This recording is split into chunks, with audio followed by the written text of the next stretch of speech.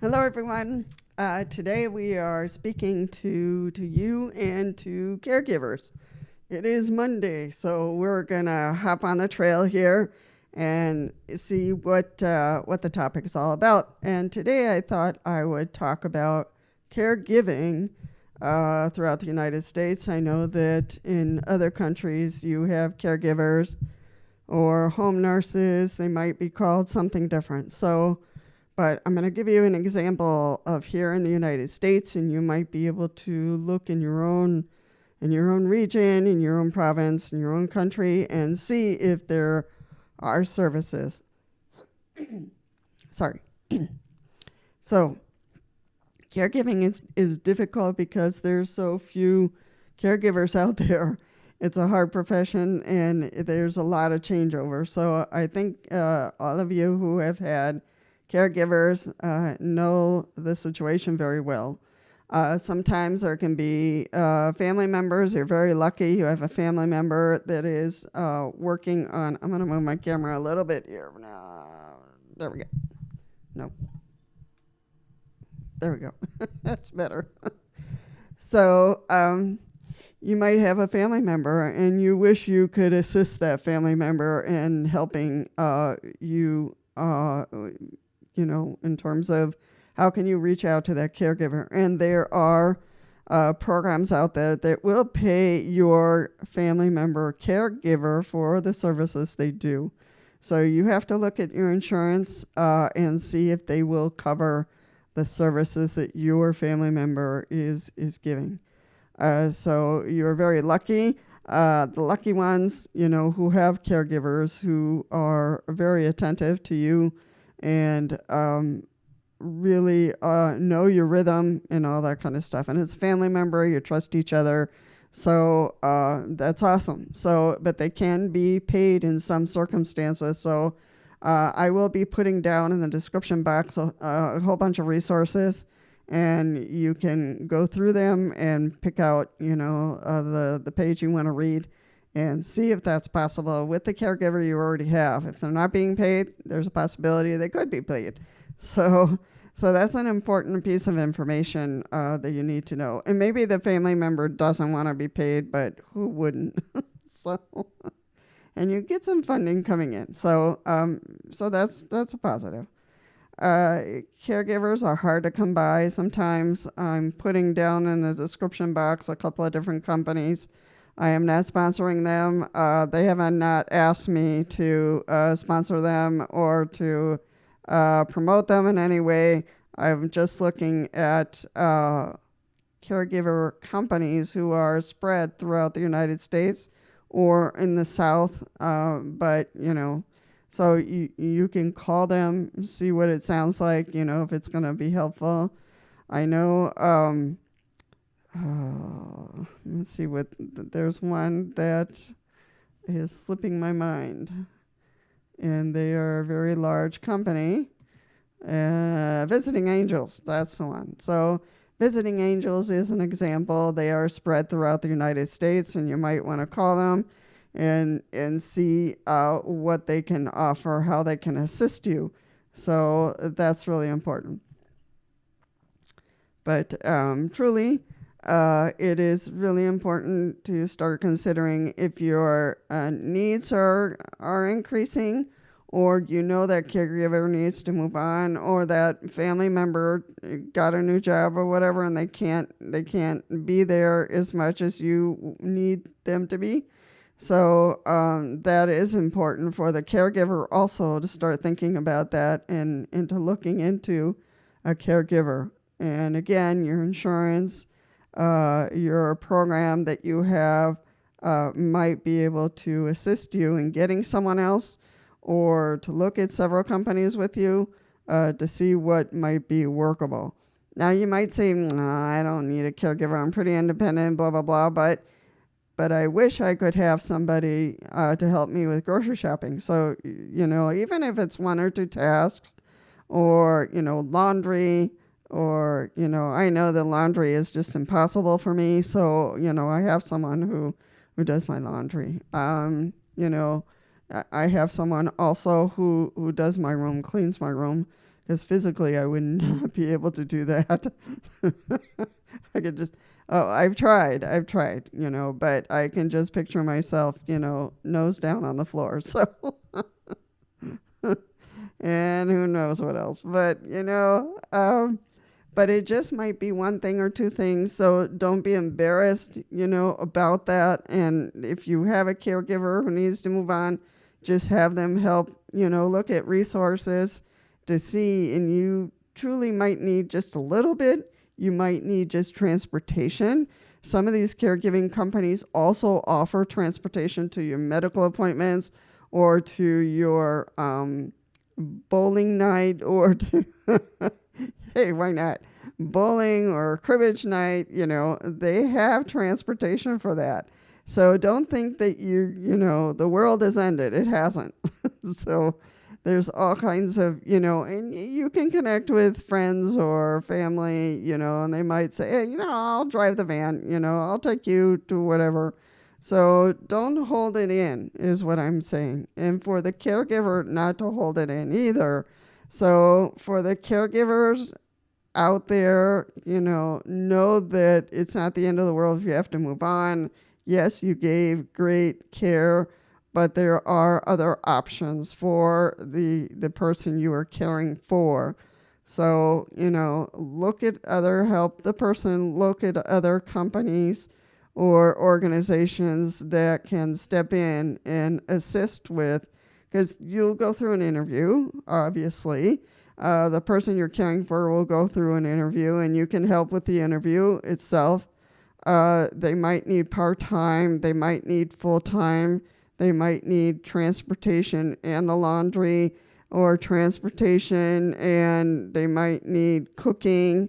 So it's a combination. I don't even know what I would need if I were not in assisted living. If I were living out there, I would need to bring in somebody to assist me. Cooking I can do from time to time, but there are times where I'm down and I'm not able to. So it's, cleaning. I would need help with cleaning in my room. I work a little bit, in terms of my bed. I pull my sheets off the best I can and get them into the laundry basket. So, I push myself to the best of my ability to participate in what I need. But you need to make a list. It's helpful to make a list of things that you need, or the caregiver can help you make a list of things that you really need, and see what does this look like, or you can just randomly call one of these companies that I put in the description box, say, hey, I'm trying to figure this out. I'm really struggling with this. I'm really struggling with that. I don't think I need full-time. I need part-time, or I need just a little bit. I need these 2 tasks that are really important, but I'm pretty independent in these things, and bounce it off of one of these companies, and they can, give you some suggestions. They can give you, some ideas. Maybe they don't do that service, but they know about this other company that does that service. So it's not the end of the world. I don't want anyone feeling lonely out there and scared, abandoned, because there are services for you. And so, sorry about that. It's winter time, dry, dryness in the air. So I knew that it would just be more comfortable for me to be in assisted living. Done. So, and then I would be able to build on, in terms of what I needed and didn't need it. If I were in the previous home where I was, I would have to piecemeal, somebody to come in for my laundry, somebody to come in to clean my room. And it's kind of hard to find people who will cook for you, but, and I could cook from time to time, but, sometimes I'm down, it's just the pain issues that I have are difficult. So cooking was kind of off and on for me. So, it was just that time for me to make that decision. And but for those of you who like your independence, have your own home, or are renting, or you're in a trailer, or you're in, you know, best to start thinking about, before you start struggling, before things get out of control, before things get messy. It's best to think about, what do I need? And just make a list. These are the things I think I need. These are the things I don't need. Now, that said, to the wheelchair users, sometimes we fool ourselves in thinking that we can when we really can't. I've done that myself. So sometimes we really think we can when we can't. And one of the things that I was pushing myself with was laundry. And I just tried over and over. And it was just really risky for me to do a misstep and land on the floor. So so so be careful with that. I know that you're going to make a list. That's my call to you. But make sure you're not fooling yourself and thinking you can do XYZ when you really can't. Or you really shouldn't. So, somebody might come in, to talk to you about that. Maybe a family member. You sit down and say, hey, Joe, can you come over and can we talk about, my needs? I'm making a list, but I want somebody to keep me true. Truthful to myself. Because sometimes we just want to push it just a little bit more and we put ourselves at risk. So, you really want to have somebody there to say, nah, you shouldn't be doing this, or nah, so some things can be a little risky for us to do, even though we feel like we can. It will take away if we get somebody to help us in that area, we think we can. If we get somebody to do it for us, it'll take away the element of danger of us falling. And, and then what? We're in our apartment, we're by ourselves, we forgot our cell phone is way over there, and how do we get help? So we want to be truthful to ourselves and make sure that we stay out of that zone of danger. So if there's something like, you're struggling a lot with your laundry, put that on the list, even though you say, no, I can do my laundry on my own. No, I can't cook on my own.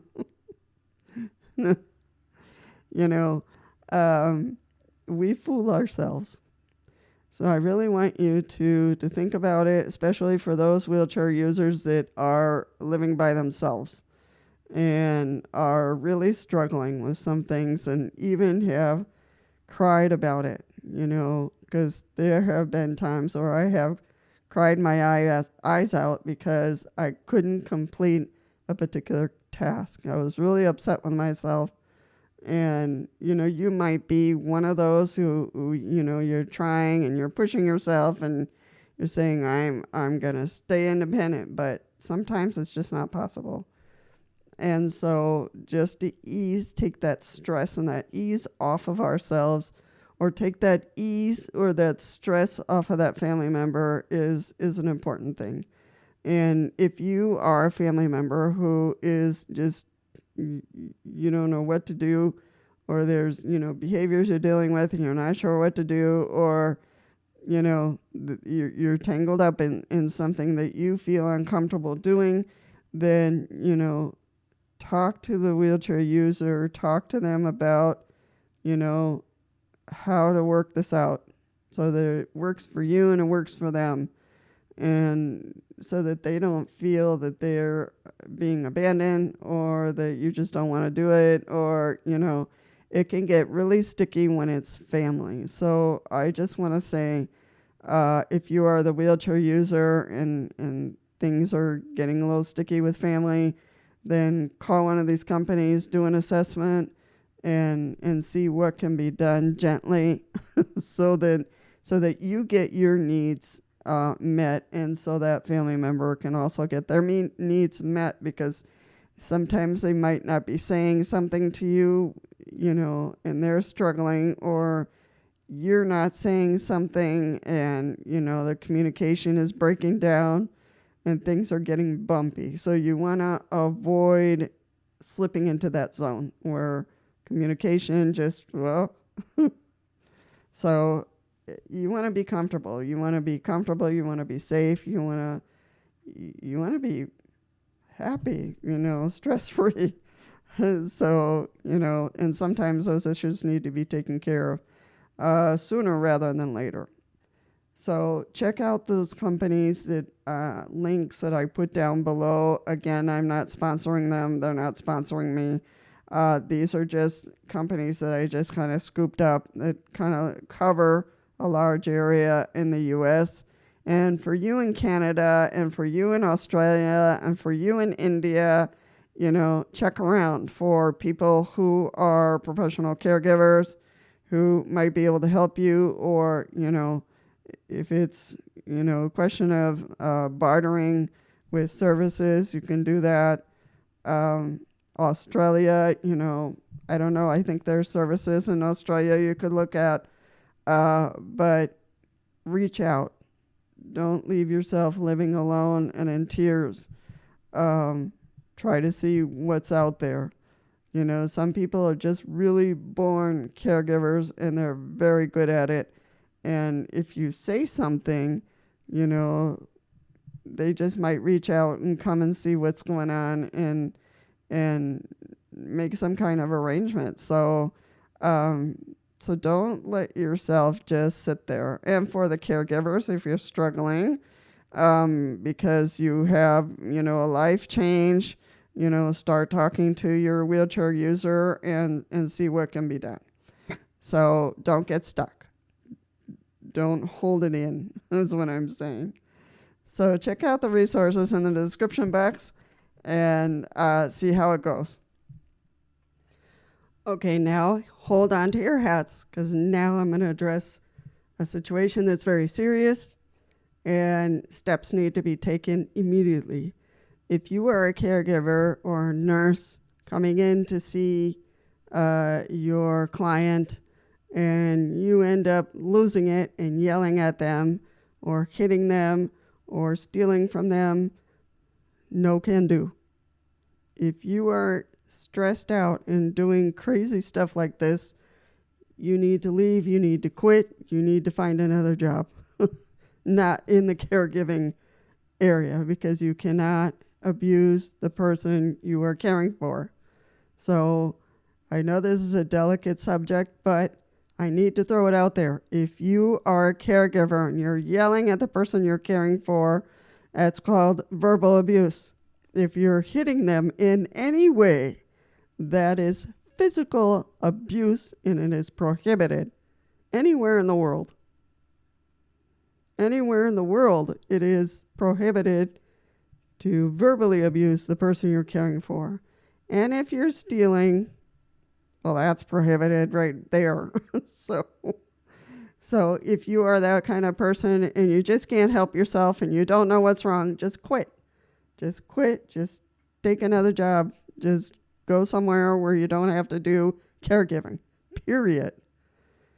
The wheelchair user, to you, I say, if you are in this situation and you have a caregiver, you have a nurse who's down on you, yelling at you, slapping you, hitting you in any way, and stealing or wrecking things in the house, call 911, please. Have the police come and, deal with this person.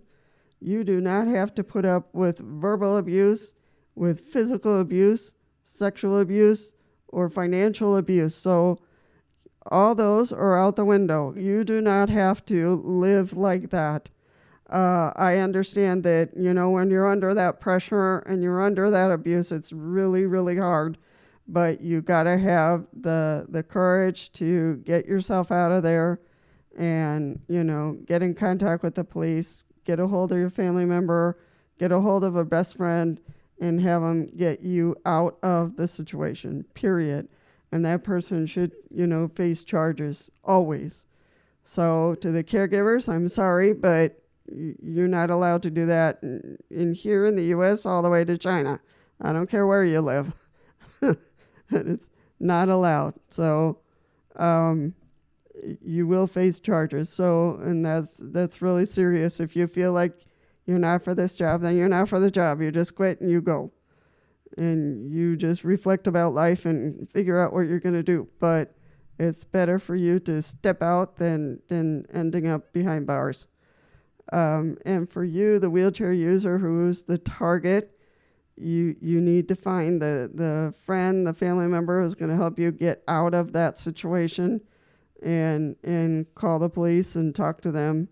And hopefully charges will be brought and this person can be brought to justice. So I will also put some information down there. 911 is always a good number. Most countries have 911 systems. So, but we'll see what information I can scoop up to put in the description box if you find that you are in a very abusive situation with your caregiver. All right, how it goes. As always, please feel free to subscribe. It is completely free. It is not scary. And it will help my channel grow. Also, feel free to like the videos that you're watching, because that also gives a signal that YouTube can spread it. If you see that it's worthy to spread it around to other people, feel free to like. Make comments and other suggestions that you know of, and that will also help the people coming on to the channel to look at the conversations that are going on. And I just had some ideas, but you might have some other ideas. So, and tell your story. So that helps other people as well, and you can participate in making the channel grow and a good resource for people. All right. As always, be well, be safe, and I'll see you in the next one.